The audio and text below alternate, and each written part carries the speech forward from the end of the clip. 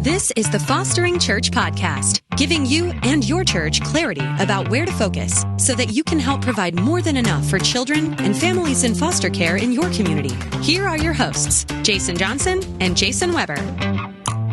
Hey, welcome to the Fostering Church Podcast. I'm Jason Johnson, and I'm here with my friend, Jason Weber. Hey, Jason.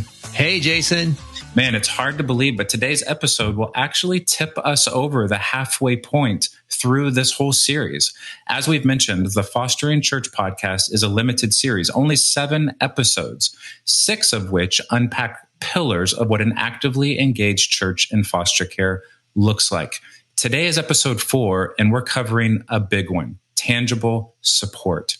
That's right. And if you're a person that likes to count and keep track and you're like a spreadsheet kind of person, here's the breakdown. So far, we've given an overview of all 6 pillars in episode 1. We covered recruitment and discipleship in episode 2. And then in episode 3, we covered communication. If you haven't listened to those yet, we definitely want to encourage you to go back and check them out. For sure, for sure. And today's topic of tangible support is an important one. But before we dive in, Jason, you know what I have for you? I do.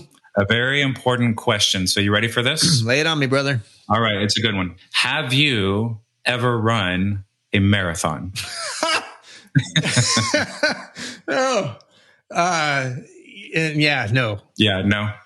You know, for such a long time. I mean, I have been 29 years old for many, many, many years. Mm-hmm. Yeah. And so for a very long time, I just would hear people talk about, well, if you just stick with it, if you just run long enough, you get a running high and you get to that point where you get that. And I just tried running so many times over the decades. And I just came to the conclusion that's just dumb. Yeah, that's just not true. They're lying.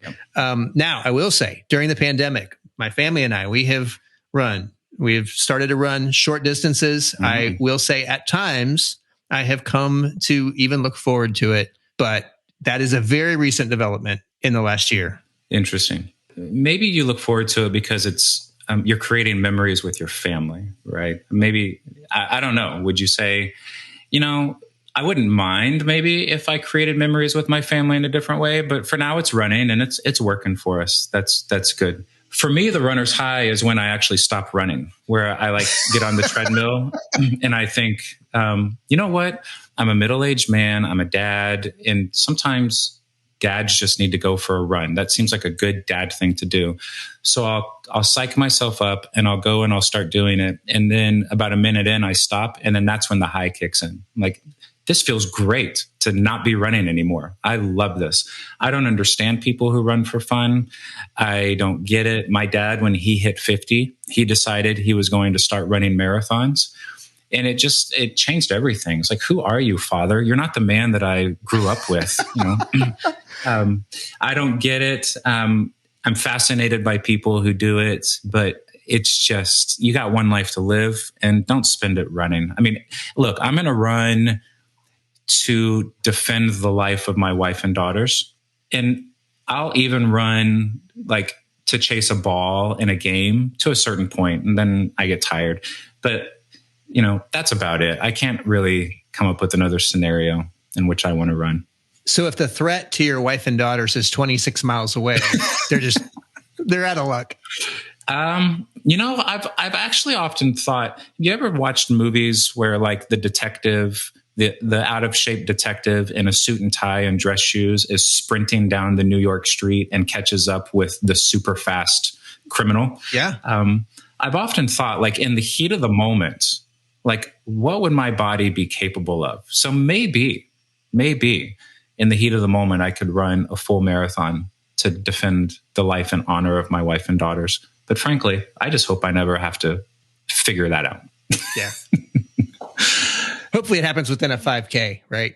That's right. Yeah. If I'll mention that to them. Look, if you guys are ever going to get in danger, make sure it's less than a football field. Hey, all right. Well, enough about running. And I ask you that because our guest today, Sarah Norris, has not only recently run a marathon, she's actually recently run 2 2, which just blows my mind. And you'll never guess when she decided to start training for them and where she actually ran one of them. It's wild. All right, let's go to that conversation with Sarah. Hey, Sarah, thanks so much for being with us here today. Thanks for having me. I appreciate the opportunity. Sarah, Johnson was telling me that you've recently accomplished a pretty significant feat. Tell us about that. So over quarantine and lockdown, I decided to run 2 marathons. Not just one. You didn't decide to just do one crazy thing. You thought, let's do 2, right? Tell us why.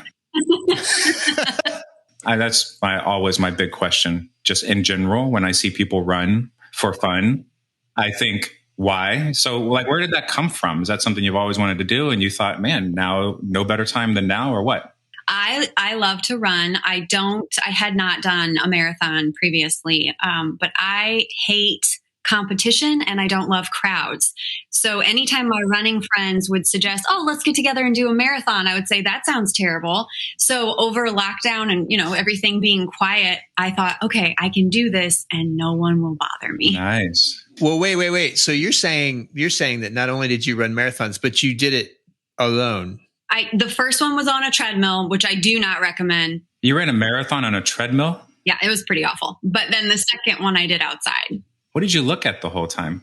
I am intimately familiar with the squirrels in my backyard now. Yes. That's wild. I don't even know what to say to that. That sounds so hard. I mean, running a marathon sounds so hard. Doing it on a treadmill. It's okay. I had my super supportive husband who came out for the last leg and sat on our porch swing on our back porch where the treadmill is and ate a bag of chips in front of me. And you can do it. That is awesome. Well, I'm going to confess to you guys, actually, I've been debating for the last 30 seconds whether or not to share this, but I actually went to the gym this morning and I got on the treadmill and I ran for about 45 seconds and I felt something weird in my ankle. So I stopped because I figured, you know what? I'm pushing 42 and it's just not worth pretending that I'm something that I'm not on this machine. So totally understood. And then hours and hours. That's crazy. So, well, that's awesome. And actually, we joke, but man, congratulations. Yeah. That's super awesome. Really great. Yeah. Very few people can say that. So in the middle of all of that, you're also a wife, a mom, a ministry leader at your church. And so can you just tell us a little bit about your family and how your family came about even, and then your role at the church in the ministry? Sure. I live in Fort Wayne, Indiana, and our church has a ministry called True Vine Ministries. It's our foster and adoptive support ministry, and it also comes alongside vulnerable kids all around our city in different capacities. And I am married, and I have 2 kiddos. They are 7 and 8, and we have 1 adopted and 1 bio. Awesome. And I've actually got to spend time at your church and with a lot of the leaders of your ministry. And I can personally vouch that it's just so fantastic and dynamic what you guys are doing there. So we're grateful to have you. Thank you. Thank you very much. And we were grateful to have you. So, Sarah, for a lot of people who may never have fostered or adopted or opened their home to a child in some capacity, it might be a little difficult for them to understand what makes the needs of these families different from the needs of any other family, particularly for families that are fostering. Others might ask, why do they need so much extra tangible support? How would you answer that? I would say if you have someone who needs to better understand the why of supporting foster families, my number one tip for people is always get them in proximity to a foster family. And then that question becomes elucidated pretty quickly. We have care communities at our church that wrap around our foster families. And one thing we say is, you might drop that meal off and you might walk into a pretty nice house that's same as yours. And the house is fairly clean and everything looks pretty normal. And there's not crazy chaos going on. And people sometimes wonder, did they even want this meal? Did I do anything useful? And what we would say to that is, because you bought that meal, because you went to the grocery or ordered pizza and had it delivered, the family was then able to clean the house or take the kids to the park and spend that time intentionally with their foster kiddos. So what you are doing is empowering and equipping a foster family to do the thing they are called to do. Yeah, that's good. And there's so many unique dynamics that foster families have to wrestle through and navigate each day and each week and each month, piles of paperwork and check-ins and visits and unexpected appointments at times. And so there's a whole nother layer of, I don't want to say complication, but there's just a whole nother layer of stuff. And as you're saying, to just kind of gently remove one or two of those little things from their plate can make such a significant difference. You know, for us personally, when we first became foster parents and we had families in our church bringing meals, it was wonderful. I mean, mostly wonderful until they brought a beef casserole that nobody wanted to eat, but that's a whole nother story. But, and it would never be the case that we would stand there and receive that meal and say, thank you for doing what you're doing. But I want to be clear before you leave. What we're doing in here is far more important than what you're doing by bringing this meal. Of course not. We would say, we can't do what we're doing in here without you doing what you're doing. And even for those who are bringing the meals or who are providing that tangible support, the blessing that it is for them as well, So Sarah, how have you seen people really respond to that, wrap around families and discover, wow, I did this to be a blessing to the foster families in our church and community, but it's actually been a blessing for us as well. How have you seen that play out? Gosh, I have 1,000 different ideas when I think about this question, just having the opportunity to talk to people who have served our foster families. I know in one situation, we had a single foster mom who had 4 or 5 kiddos at home at that time. She lived on one side of the town and our church is on another. She had a foster daughter who was in high school who really wanted to attend youth group, but it was just not possible, not feasible for her because she lived on the other side of town and had 4 or 5 other kiddos at the house. So part of her care community was a couple of the moms stepped up and decided to trade shifts and take this foster daughter to youth group every week. It was simple. It was a 30-minute drive one way. They'd hang out for an hour, have coffee, take her back home. And that was it. What happened over time from that faithfulness and transportation, which seemed so small, was that girl chose Jesus as her savior and a couple of months later chose to be baptized at our church. And so through their faithfulness in doing the mundane, they were able to see, oh no, this directly impacts the kingdom. This has an absolute direct line. So that would be the first one I think of. I also think of, we have a lot of guys, I would say, who feel, I don't like to cook and I don't love childcare. I don't really want to hang out with a bunch of kids. So how am I useful here?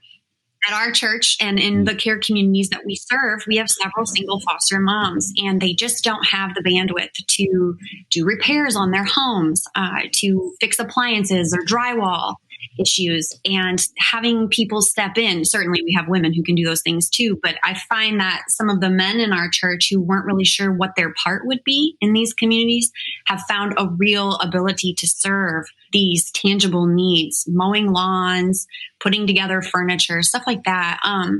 Also, the idea that we had one family who completely heated their home with a wood burning stove. So we'd have these guys, these families come out one day a year and do this giant, they would chop wood all day in a forest. They would haul it back to the house. That's cool. And now the family has heat for the winter and they didn't have to do it. And they could focus on their 6 kiddos that they had at home. So that might be the first ever foster care ministry lumberjack day I've ever heard of.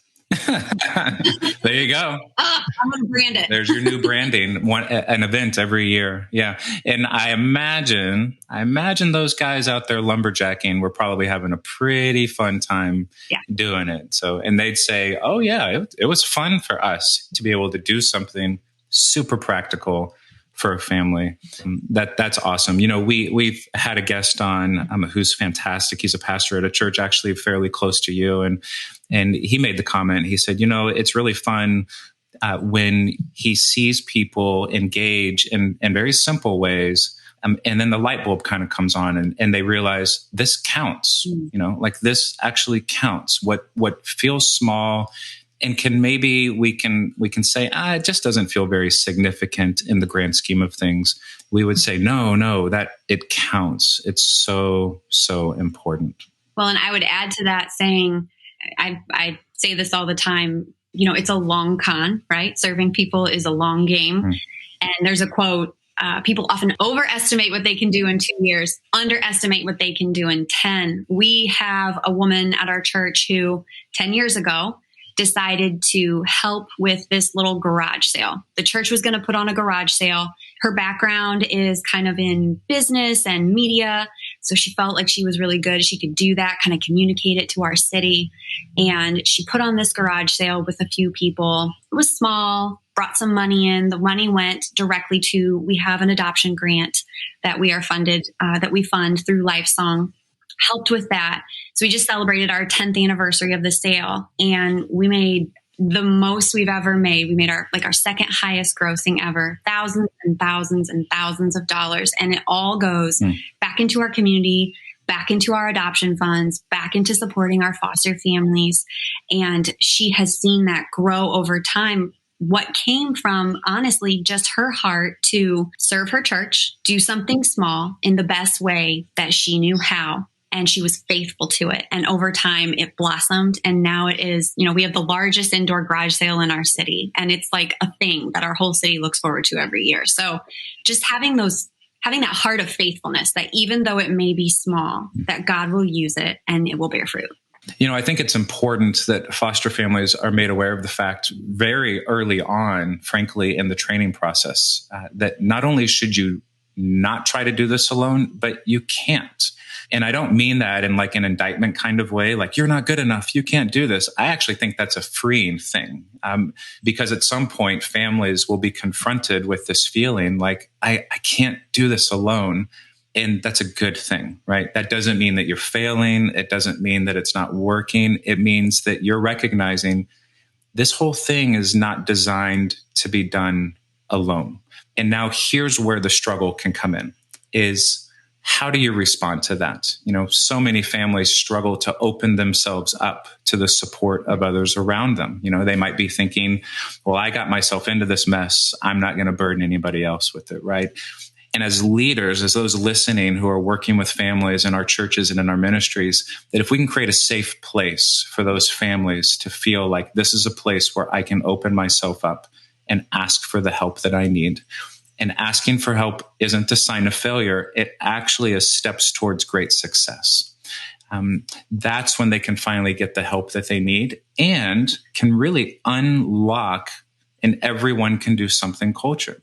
We say to families often, if you're unwilling to really lean into the support of others around you, not only will you suffer, but in some cases, you're depriving others around you from doing their something. And we don't mean that in a guilt trip kind of way, but just understanding this is a bigger story that we're all participating in, and it takes all of us. Yeah, that's so true. And, as I listen to you guys talk about this, I am reminded of a conversation I recently had with a couple of leaders out of Kansas City. During that conversation, we were talking about this barrier that there is to get into foster care. For most people, it feels like there's this 6-foot wall that you have to jump in order to be able to get into foster care. And largely that's because every time we talk about foster care, historically, we talk about becoming a foster parent or adopting. And when we bring things down to tangible support and meeting the kinds of physical needs, Sarah, that you've been talking about, that we take that 6-foot wall and we turn it into 6-inch steps. And so when we think about those 6-inch steps, I'm just wondering, when have you seen times when people start doing those 6-inch steps, and in that process, they actually decide, hey, it's time to take the wall.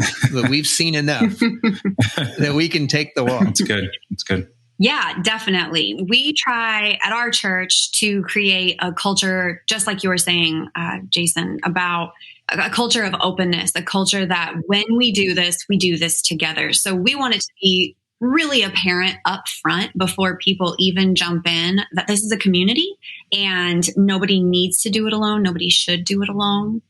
And then creating all of those opportunities for people to step in whatever capacity. And then that way they get in proximity to a family. And then once they spend time and maybe their eyes are open to this world of like, oh my gosh, I didn't know there were so many kids in our community in need. Or, wow, I didn't realize, all that our foster parents had to do. And so it makes me want to do more. And then once they're doing more, they say, oh, I really want to get involved. We have a couple at our church. When I first met them, they were babies. They didn't have any kiddos. They hadn't been married for super long. And they decided they wanted to host through Safe Families. And I was so excited to have them. I was a little nervous because their first hosting, they had a couple of kids and I was loading up the trunk of their car with baby gear. And I was thinking like, oh my gosh, is this the worst thing ever? Are they going to just like drown in all of this all these children and things? Mm. They killed it. They loved it. They went on to host over a dozen kids through Safe Families over the next year. And what that did then was they then turned their eyes and they saw the need in the community and they decided to become foster parents. Mm. And after they became foster parents, they adopted their 3 kiddos who they have with them now. And now they're hopping back into the hosting because they've been home for a while and they know there's support. They know there's community. They have great wraparound care and they know the need is still there. So absolutely. Mm. Yes, we have seen that time and again. Even to that, we're seeing nationally, particularly an organization that works with a lot of churches, helping them build wraparound teams and care communities. And they're even discovering some data within their own structure that shows about a third of new foster families that are stepping up in the churches they work with are coming out of these care communities. And they've been given these 6-inch step opportunities that they can take. And then they've said, you know what, we've gotten so close now that we see it and we can feel it and we're ready to take the wall. And, in all of this, one of the big caveats is that's not the expectation for everyone, right? We're not playing this manipulation game. Like if I could just get you to bring a meal, then I'm going to hook you in at some point, right? No, there are cases where the absolute best place that someone can continue to serve long-term faithfully is in that tangible support space, wrapping around families. 100%. There are also cases, as you've shared, where someone starts there, they end up a little further downstream. And they would say, I don't know that I'd ever be here doing what I'm doing had someone not given me that 6-inch step opportunity. So Sarah and Jason, I actually have a question for either or both of you. It strikes me that sometimes this area of tangible support, it can feel disconnected from relationship. It can feel disconnected from actually meeting a real need. Like sometimes we create places in our churches to meet a physical need, but when we realize, well, that wasn't really a need that needed to be met. And so sometimes tangible support gets used as a counterfeit way of engaging in foster care. So people feel good about being involved, but it doesn't actually connect with real needs in the community. Can you talk about where you might have seen that and how to fight against that? Yeah, Weber, that's such a great point. And I'll share even a very specific example from our own church when I was pastoring our church and some things that we had to navigate through and adjust, bringing meals and tangibly supporting families. I quickly realized that kind of inherent in a lot of us is this need to be seen. And it can trickle into my need to be seen serving, right? And so super practically, what it meant sometimes is, let's say a family is bringing a meal or someone's bringing a meal to a family. and they show up at the witching hour, 5:30 to drop off a casserole, and the kids are crazy, and and everybody's hungry. The last thing that sometimes a family might need in that scenario is for someone to stand in their doorstep for 30 minutes to chat, right? Now, maybe that's what they need and that's what they want, but we want to give them the option, right? And so that meant that we had to develop a system where, listen, if what you really just need is someone to drop a meal off for you, then put a cooler on your front porch, and they're going to leave it in the cooler, and they're going to text you when they drive away and say it's there, right? And that meant we had to kind of turn to those people who were the meal bringers and say, listen, if that bothers you, that you can't be seen and thanked in the moment, then there's deeper issues going on here, right? We want you to be okay with bringing a meal, dropping it in the cooler, driving away, and having not been seen. Because the objective here is not to satisfy our need to be needed. It's to meet a real life, practical need for people who need it most. Yeah, I think that's great, Jason. And I think that I would just support what you said. And also, I think it goes back to that identity issue, right? If what we're trying to do is be seen, which is so easy to slip into, our identity is not, it needs to be realigned, right? We need to get back to center of why we're doing this, what kind of people we are. We're people who do hard things. Sometimes hard things mean not being seen. Sometimes it means being quiet and not getting recognition. Oftentimes it means that, because that's what our foster parents are going through. That's what our adoptive and foster families in the quiet hours at night, people aren't seeing some of the struggles that they go through. So because of who we are, we should be willing to do that in kind. Mm-hmm. That's so good. And Weber, you've really opened up a can here. It's so good. But, if you're a ministry leader listening to this and you're thinking, okay, what does this mean for us and our ministry and our church and our community? Just the encouragement would be to check the ways that you're communicating to people and the motivation that you're providing to serve them. Because we just want to be careful that we're not using families, foster families, kinship families, biological families, or the kiddos that they represent, that we're not using them as service projects, maybe. Say that. But we're preach it. We're really engaging them relationally for the long haul. And Sarah, you've hit on that perfectly. Like, this is the long game, and we want to walk with families for the long game together, so that they thrive, and we're all in this together. Well, Sarah, I have one more question. As a family that has received this kind of support, what has it meant for you? What has it opened up for you to leave yourself open to receiving that?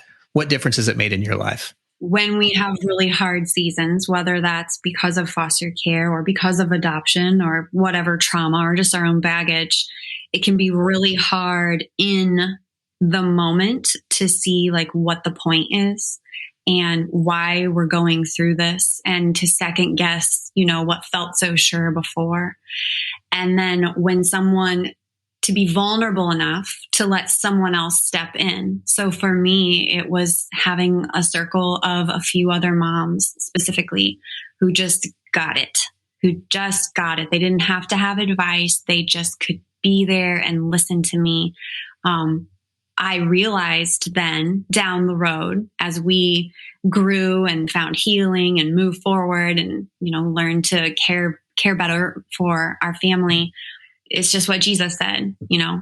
We go through things so that we can then walk alongside others, and just the opportunity. So when you are struggling, opening yourself up to being vulnerable with someone else, or letting them bring you a meal, or letting them come in and like do your laundry, which is just like terrifying for a lot of parents. I know. See our laundry.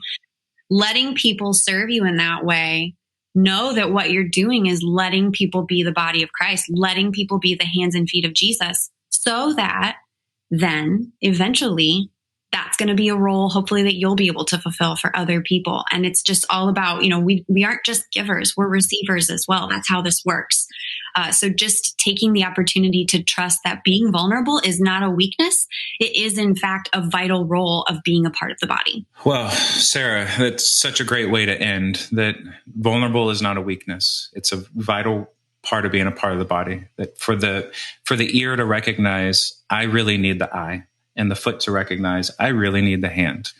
That's so good. And it's what we're talking about here, that we can't do this alone, nor should we have to. And so if you're listening to this as a ministry leader, as a pastor, as an advocate in your community, we just want to encourage you to take your next best steps forward. And it might mean just asking families, like, tell me about your day, tell me about your week, tell me about your month, and just learn and research and trust that opportunities to do something that matters for them will naturally and inevitably arise. And as our friend Kondo has said, it counts.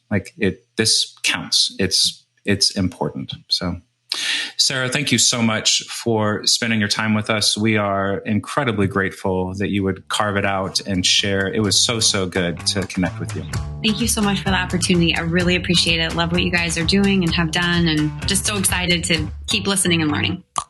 Wow, she was great. And what an incredible reminder of how much foster families have to juggle along this journey, and why wrapping around them with practical, tangible support that counts is so important. Absolutely. I love how this particular pillar probably most practically gives feet to that idea that everyone can do something in foster care. We absolutely want to see more and more families open their homes to children, but we also absolutely want to see more and more people identify what their something might be if it's not opening their home. That something likely will have to do with practically coming alongside families to support them along the journey. Yeah, that's right. And, we believe that more than enough for children and families involved in foster care is only possible when everyone finds their something and does it. And this episode was a fantastic reminder of that. For sure. And, just a reminder that if you're following along with these episodes, be sure to check out the show notes where we have a link to that PDF that covers all 6 of these pillars, goes into more depth on each of them. And it's just a great companion for you as you listen to the podcast, but also as a way of communicating these truths to others in your church. So be sure to check that out. And while you're there at morethanenoughtogether.org, you click on the podcast link and you find the Fostering Church podcast. But when you go to that podcast link, you'll find other podcasts as well that the Christian Alliance for Orphans offers. And I think there's some things there that may also help you do your thing where you live. That's right. Well, today was great. And so thanks for hanging out with us, and we will see you next time. This has been the Fostering Church Podcast. Join the Jasons and their guests for all 7 episodes dedicated to helping your church provide more than enough for children and families in your community.